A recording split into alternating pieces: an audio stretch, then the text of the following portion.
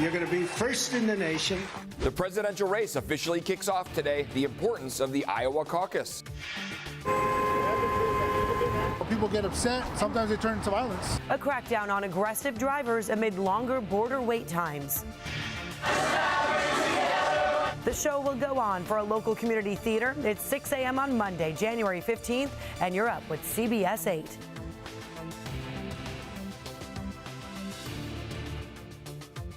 Thanks for being here on this Monday, MLK Day. Glad you're with us. Hope you had a nice weekend. I'm Eric Connard. And I'm Neda Irampour. And yep, this week is starting off dry. More rain, though, on the way. So let's send it over to meteorologist Evan Narani with a check of the forecast. Hey, at least it's starting calm. That's a day off for many people. Right. 8 days is a long stretch for us to ask for no rain. So right. When we look at that 8-day forecast, we have to consider, of course, that first half of it today through about Friday, dry. So that means we have a dry work week ahead of us. However, Saturday, Sunday, Monday seems to be our next opportunity for rain. In the meantime, partly cloudy conditions, 63 along the coast, 66 inland. It was a gorgeous weekend that we just wrapped up. Saw temperatures mostly in the low 60s, but you might notice over the last 2 weeks, really the last 2 weeks that have been the start of the new year, we haven't reached average being 67 degrees. We may do so on Thursday, but otherwise it looks like we'll be headed through another several days of below average temperatures.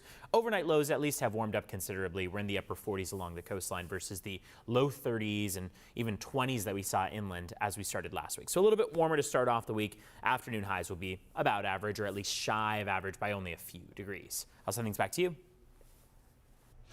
Evan, thank you so much. And now the first contest of the 2024 presidential race kicks off today. People in Iowa will be the first in the nation to cast a ballot during the state's caucuses. A big concern, of course, is the extremely cold weather coming up at 6:15. We'll take you to Des Moines with more on the sub-zero temperatures, plus whether these caucuses have much of an impact on the election overall and who's leading into the polls. Also new this morning here, did you feel it? A magnitude 4.4 earthquake was just reported this morning around 3 a.m. 66 miles southwest off the coast of La Jolla. Yeah, you see the epicenter there on the map. As of right now, no reports of damage or injuries. Some people did say they felt it here in San Diego. Another person saying they felt it in Pacific Beach, so likely along the coast. A little shaken this morning here. Now, if you're driving down to the border this morning, you can expect traffic. CHP stepping up enforcement to help ease congestion. Even after the reopening of Ped West, drivers still facing longer than normal wait times. That often leads to road rage incidents and hit and run crashes. People are trying to get to where they need to go. CBS 8's Chris Groh live in San Ysidro now with the effort to alleviate some of that, that gridlock. Chris? Yeah, good morning, Eric and Neda. And look, people losing their patience, and that's leading to them making a lot of bad decisions. And now CHP wants to make sure that they are there to catch them in the act. And also, remember, if you're going to be having a hit and run crash or anything like that, a car that is immobilized, if you will, and put off the lane, that's also going to increase traffic. So CHP is trying to alleviate some of this, as well as alleviate some of these bad decisions that are happening. Now, we actually rode with CHP on Friday here just before this holiday weekend to get a first-hand look at the problem. And according to the officer that we rode with, they are saying that people are just simply getting upset and it's making them make those bad decisions. A total of 39 citations were handed out during our time with CHP. Now, again, the belief behind this is that increased border wait times are the reason why drivers, as well as CHP, are simply being spread too thin. For drivers, their patience, they're trying to get ahead in the line, they're ending up hitting other cars and so forth, and then you have CHP responding to them. So you're going to be seeing a concentrated effort here by CHP to try to, again, make sure that they are there when these things happen. Take a listen to what both CHP told us as well as a driver in this area. You have people that cut across here on this gore point that people get upset about. You have people passing on the shoulders on each side.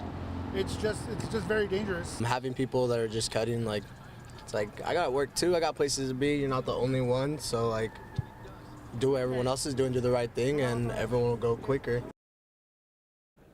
And remember, a lot of this is the traffic going into Mexico. A lot of people, again, being forced to wait. So remember, use the patience that you have here. Make sure that you are, again, taking a deep breath. Do not make any rash decisions.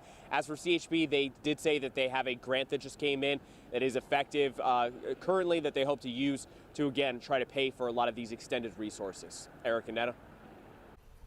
All right, Chris, thank you for that. And now this morning, we are learning Sandag is bringing in a new contractor to take over the South Bay Expressway toll system. Yeah, this is all coming as the agency faces a lawsuit over toll system errors and mischarges. CBS 8's Regina Yorita live in the South Bay to explain what's expected to happen here next. Regina?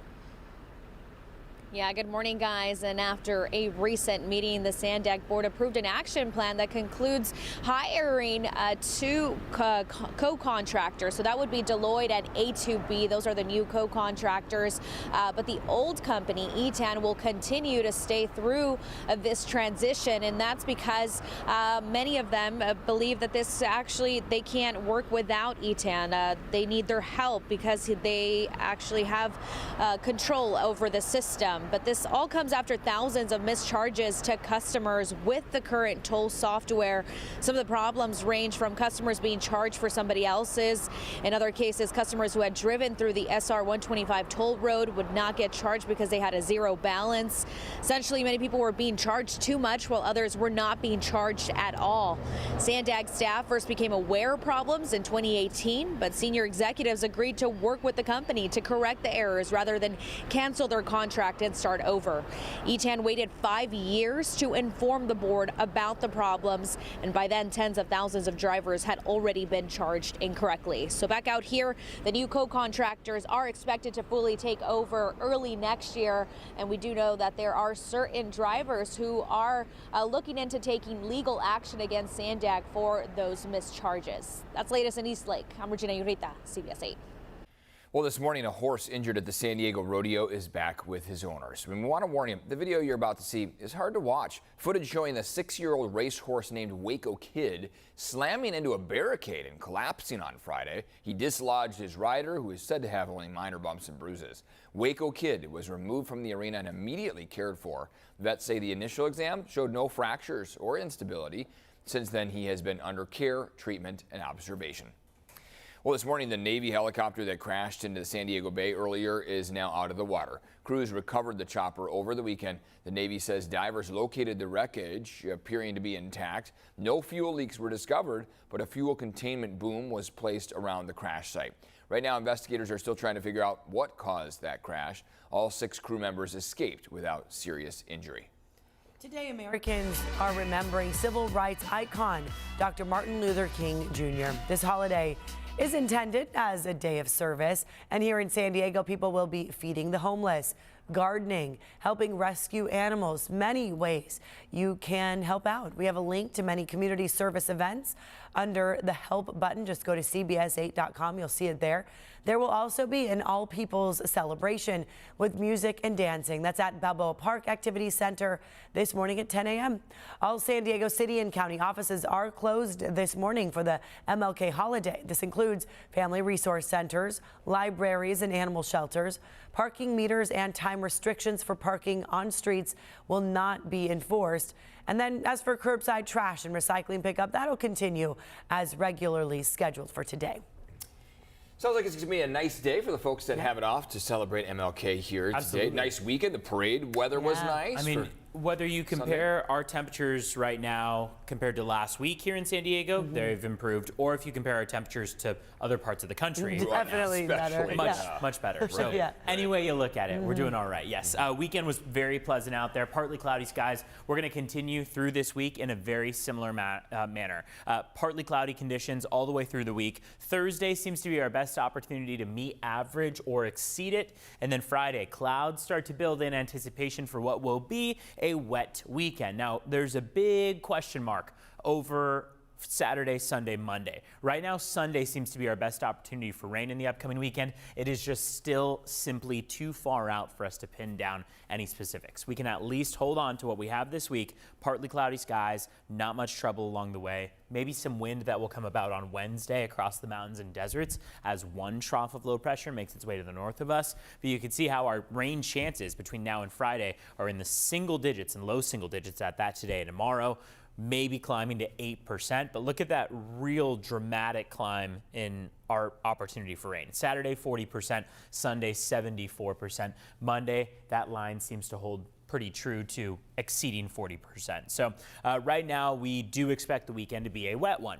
There have been many storm systems that have come through over the last couple weeks that have mainly dominated the overnight hours as opposed to the afternoon or morning hours. So the timing of this is going to be essential in terms of how we're planning the upcoming weekend ahead. And as we get closer to Saturday, Sunday, Monday, we're going to have better opportunities to pin down more specifics. In the meantime, here's what it's like walking out the door right now. Ramona, you are sub-freezing, 30 degrees right now, 38 in Poway, 44 in Encinitas, 45 in San Diego and in Chula Vista, and 42 in Borrego Springs. Good morning to you in Borrego. We start off the day with those temperatures in the 40s, even some 30s, but by the afternoon, we're all expected to climb to the 60s at least. Mountains are going to stay just shy of that, mostly in the upper 50s, but still, this is a mild stretch of weather between now and the end of the week before we encounter cooler temperatures and that chance for rain by Saturday, Sunday, Monday. All right, let's jump into traffic. It's just about to hit 611. We're talking about what's going on our roads out there. Northbound 805 at 47th Street. This is just a glimpse of what we're seeing out there. Volume just starting to pick up for the morning commute. So far, no major crashes or collisions to kick off the day. Let's take a look at your border wait times while we're at it. Right now, San Ysidro Port of Entry, only 30 minutes out there to get across the San Ysidro Port of Entry. Otay Mesa Port of Entry going to run you about 40 minutes, considerably quicker across both of those ports of entry than what we saw last week. So improvements made there. I'll send things back over to you two. Today, Iowa Republicans will caucus. I'm Charlie DeMar in Des Moines, where candidates are urging their supporters to brave the dangerously cold weather and vote. But will they? That story ahead.